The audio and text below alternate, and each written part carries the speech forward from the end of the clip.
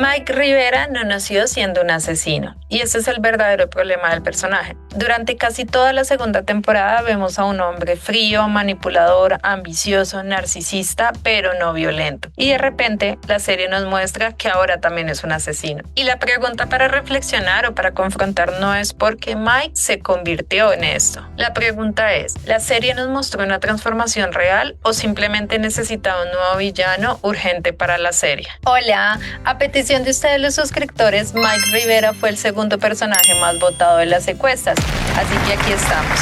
El día de hoy vamos a analizar al villano de la segunda temporada de La Reina del Flow, pero antes vamos a conocer su historia.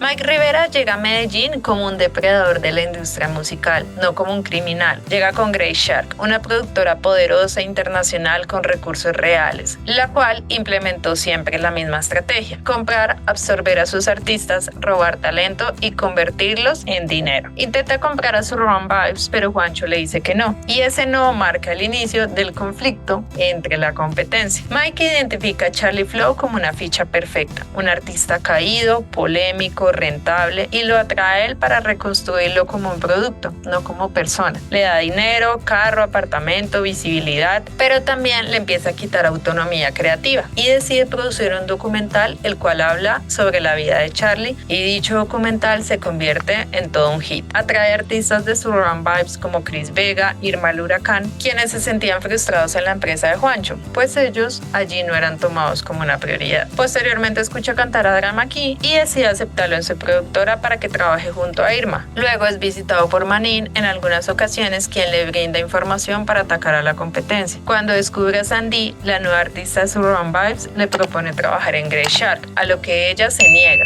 Decide aceptar como trabajadora a Kata, quien accede a robarse la canción de Sandy y pasar la información sobre Juancho. Mantiene relaciones con Catalina más allá de lo laboral, hasta que ella misma decide ponerle una trampa con Zafiro para hacerlo caer. Mike decide atraer a Sandy, aprovechándose del conflicto que ella tuvo con el pez koi, para nuevamente tener otro artista de Surround Vibes y poder atacar la competencia. En la salida de Jamie Montoya de Surround Vibes y el acercamiento que tuvo con Charlie, Mike decide invitarla a ser parte de Grey Shark. Jamie acepta, pero empieza a tener problemas con él. Él quiere apoderarse de su canción, pero finalmente no lo logra y pierde la demanda. Intenta persuadirla, pero finalmente Jamie mantiene su límite. A lo largo de la temporada se alimenta de los escándalos, disfruta del caos emocional de sus artistas y usa cada crisis como una estrategia comercial. Ya hacia el final de la temporada son sus propios artistas junto a Jamie y Juancho y un artista internacional víctima de él quienes lo hacen caer abiertamente al público. Mike ya no lo soporta y decide vengarse de Jamie, secuestrándola y pagándole a uno de sus empleados para que se deshaga de ella. Finalmente es capturado, tiene un accidente que lo deja en silla de ruedas y es llevado a la cárcel.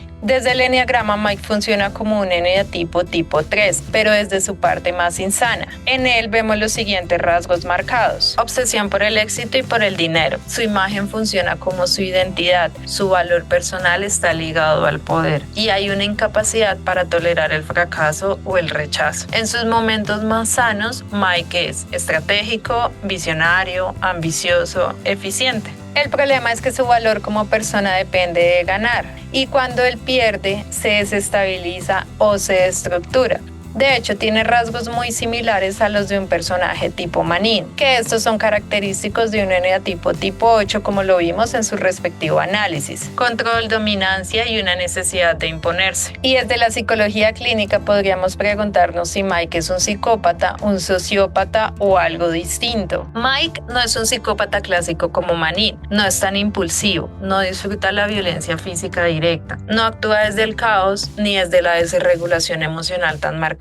Mike encaja en lo que se conoce como un trastorno de personalidad narcisista, o según otras definiciones, un narcisista maligno. Adicionalmente se observan en él ciertos rasgos psicopáticos o sociopáticos. Así que vamos a ver algunos de sus signos. Hay cero empatía, no le interesa el dolor de sus artistas ni sus situaciones personales, deshumanización del otro, tiene tendencia a humillar a los demás, falta de culpa porque no le interesa hacerle daño a otros, ni hay un arrepentimiento real leal después de hacerlo. Incluso se puede disculpar siempre y cuando haya un beneficio propio. Hay conducta instrumental, es decir, que las personas son herramientas para él en la medida que le sirven o en la medida que pueda sacar un provecho de ellos. Manipula a los demás para crear conflicto entre ellos, como lo hace entre Irma y Sandeep, y aplica el famoso love bombing. Promete y bombardea de beneficios iniciales para conseguir lo que quiere, pero estos beneficios van desapareciendo a través del tiempo. Hay frialdad emocional, caracterizada por una devaluación de las personas cuando ya dejan de funcionarle. Y algo característico de los eneatipos 3 insanos es que buscan humillar a los demás delante de un público. Esto lo hacen por una necesidad de grandiosidad y de devaluación extrema a la víctima. Ahora, esto es algo que yo suelo explicar a mis consultantes cuando han sido víctimas, bien sea de un hombre o de una mujer con este tipo de trastorno de personalidad.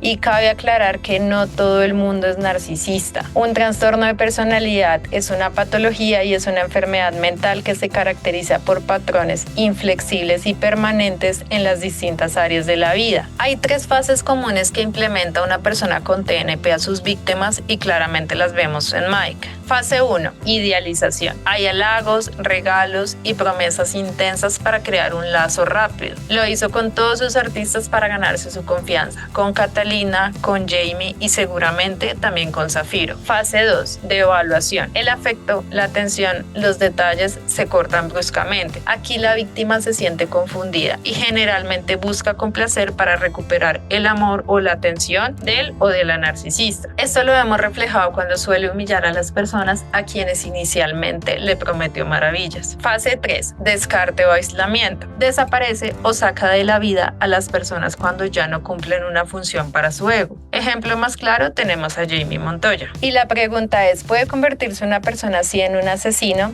Recordemos que Mike ya era un criminal y la respuesta es sí, pero no de un momento a otro. Este proceso normalmente escala. Tiene pérdidas de control, quiebres que la serie no lo mostró o lo hizo demasiado rápido. De hecho, en un solo capítulo. Ahí es donde está la incoherencia. Frente a sus relaciones con Charlie, vemos que él fue su activo, por eso invirtió tanto en él. Lo cuidaba y lo apoyaba, pero solo porque Mike lo ve como un producto rentable, no como un ser humano. Cuando Charlie empieza a desobedecer, Mike pasa del apoyo al desprecio. Y es aquí donde la relación se rompe, cuando Charlie lo traiciona y le deja de ser útil y elige a la reina. Zafiro es su mano derecha, pero jamás fue su amiga y su aliada. Mike no confía, solo delega. Él no crea vínculos, él crea jerarquías. Zafiro ejecuta y Mike decide. Y no le importa sacrificarla con tal de salvarse, porque para él no existe la lealtad desinteresada. Con Catalina vemos su dimensión íntima y afectiva, pero vacía. No hay amor ni entrega, hay seducción, poder, deseo y conveniencia. Catalina no es una posible pareja, es solo una fuente de validación de su ego. Juancho y Jamie representan para él lo que Mike no tolera: principios, límites y la competencia. El no de ellos es una herida narcisista profunda. Por eso la rivalidad nunca es solo musical, se convierte en algo personal. Vemos que Mike no cuida a sus artistas, los explota. Si brillan, los usa. Si caen, los reemplaza. No hay una lealtad, solo busca su rendimiento y llenarse de plata a través de ellos. Frente a los factores predisponentes de Mike, hubiese sido interesante conocer su historia, porque en él vemos reflejado lo que se conoce como fantasías de poder, delirio de grandeza o la megalomanía. Y es que él cree que tiene una importancia social demasiado exagerada. De hecho, se conoce como el rey Midas, que desde la mitología griega fue aquel rey que todo lo que tocaba convertía en oro. Así que podemos establecer que en él probablemente ocurrieron los siguientes patrones de aprendizaje. Se interiorizó un concepto de éxito como única fuente de valor. Muy probablemente existió un ambiente competitivo y deshumanizante, una falta de vínculos afectivos reales y seguros y una baja tolerancia al rechazo. Frente a sus factores mantenedores vemos el poder económico que adquiere y su rentabilidad, la validación constante de sus empleados, la falta de consecuencias inmediatas, la normalización de la manipulación en la industria y una creencia muy marcada de que el fin justifica los medios. Mike Rivera no es solo un villano mal construido, es un personaje que revela el afán de la serie por seguir generando tensión o incluso probablemente por rellenar capítulos. Tras la muerte de Manin, la historia necesitaba otro enemigo y Mike aparece como esa ficha clave de transición. No porque su perfil no pueda existir, sino porque la serie no se tomó el tiempo de mostrarnos cómo llegó hasta ahí. Ahora, según lo que tú has visto hasta el momento, ¿qué crees? ¿Mike Rivera es un personaje con incoherencia psicológica o fue la decisión narrativa de manera apresurada para abrir la puerta a una tercera temporada? ¿Qué opinas? Y si en algún momento tú también fuiste víctima de una persona con este tipo de personalidad y deseas recuperarte, recuerda que puedes agendar una sesión directa conmigo. Voy a dejarte mi WhatsApp aquí adjunto en el primer comentario. No olvides suscribirte a mi canal porque viene el siguiente análisis de Irma el huracán. Te espero en ese próximo video. Chaito.